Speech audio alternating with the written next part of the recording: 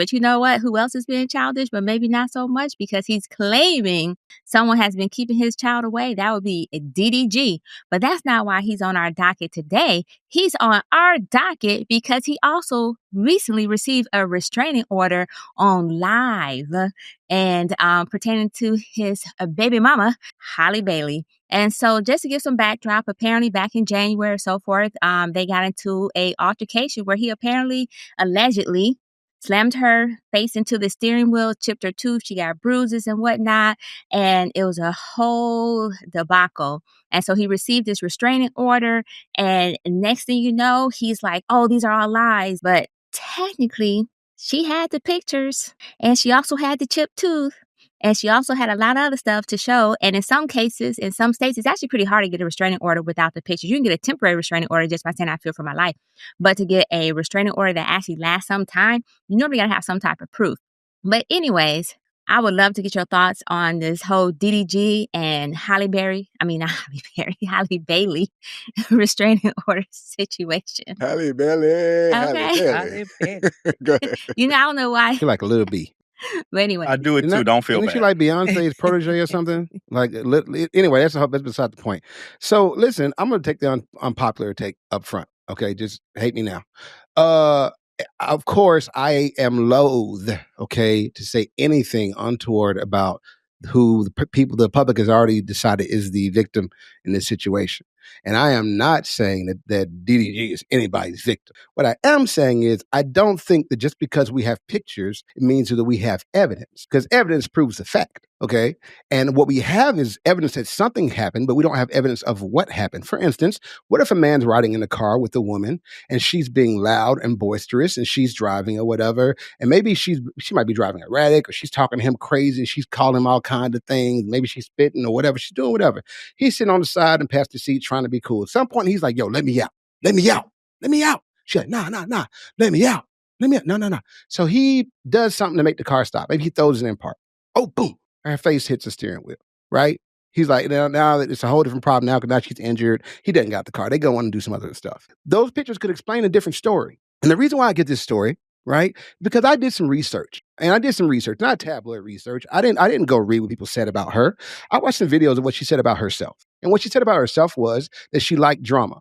She liked to be in it. She liked to watch it. She had a smart mouth. She liked to argue. She go to war with anybody. She do all that. She rah in your face. She said she was a jealous girlfriend. She said she was a territorial girlfriend. She was an in your face kind of girlfriend.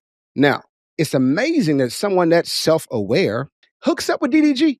You mean you get a man with a short fuse and you know you Byron? Come on.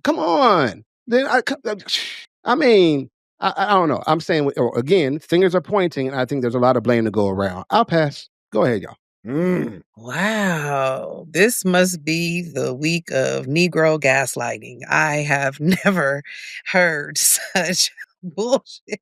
What? The pictures are not evidence enough of something happening? That is crazy. Court cases are literally one evidence on pictures. Like, what are you talking about? She chipped her tooth because she accidentally. Nah, that's not what happened. I was gonna say before all of that though that DDG had one of the most gaslighting experiences just by every time all of this was going on in the background. She was very silent for the last 6 months.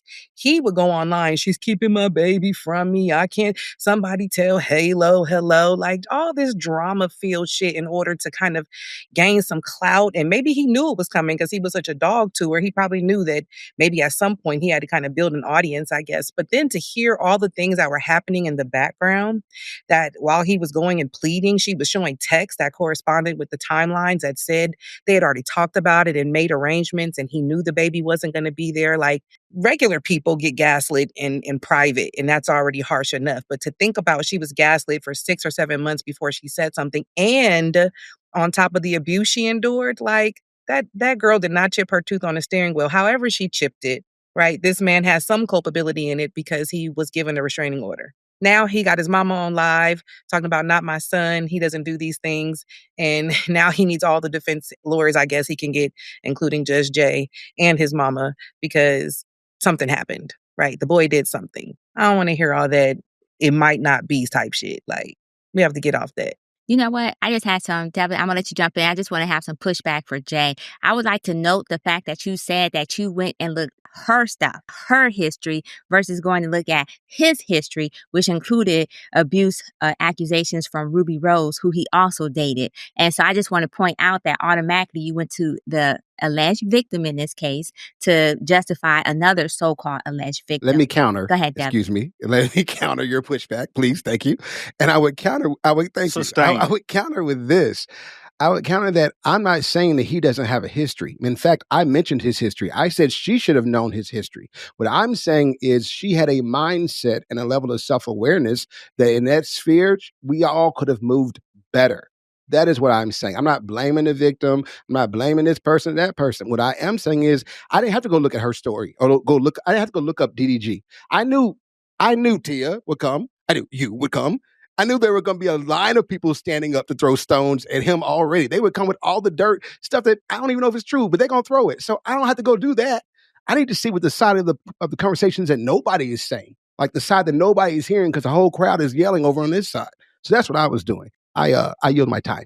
Sir, no, that's some more gaslighting as well, because they've actually been coming down on her more so than him, based on the fact that she did say that she was toxic and she liked drama. So they've been coming down on her, and that's why his mama on live, that's why his brother on live, who also has a history of alleged abuse. But I'm going to go ahead and yield the floor because I did say that I was going to get to Devin, unless you want to push back on that pushback of your pushback. Okay, Devin. I'm here for the pushback. Oh, no. Let's keep this going. She just said she basically proved my point.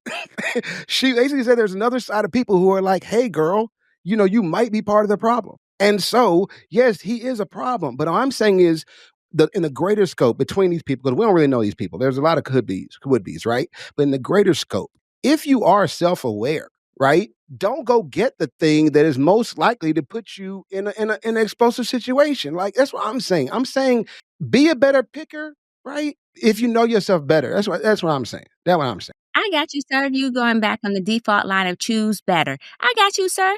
Go ahead, Delvin. Yeah, I mean, the point that's being missed, especially with the restraining order, none of this shit is going to matter. You know why? Because she isn't going anywhere. She got this restraining order, and then a month from now, they're going to be on the live smiling together. We back together, and we all got fucking played. That's exactly what's going to happen. She's where she wants to be. She likes the toxic stuff. If the relationship was calm and settled and nobody teeth wasn't getting chipped and black eyes or whatever other weird shit is going on, she would be bored.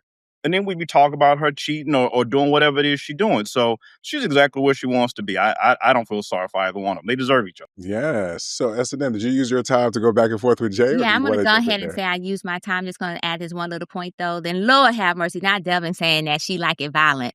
That's the way I interpret everything. He was like, dramatic. Yeah, some women like it violent. Go ahead and smack that bitch. But yeah, she like it. But you know, there might be. I know like maybe beat on. you know what I'm saying? She might. The victim blaming is high in this I'm just group going to today. leave it at that, because if I say anything else, we might go over our time on a quick take. So, Nick, I'm going to yield the floor to you, sir.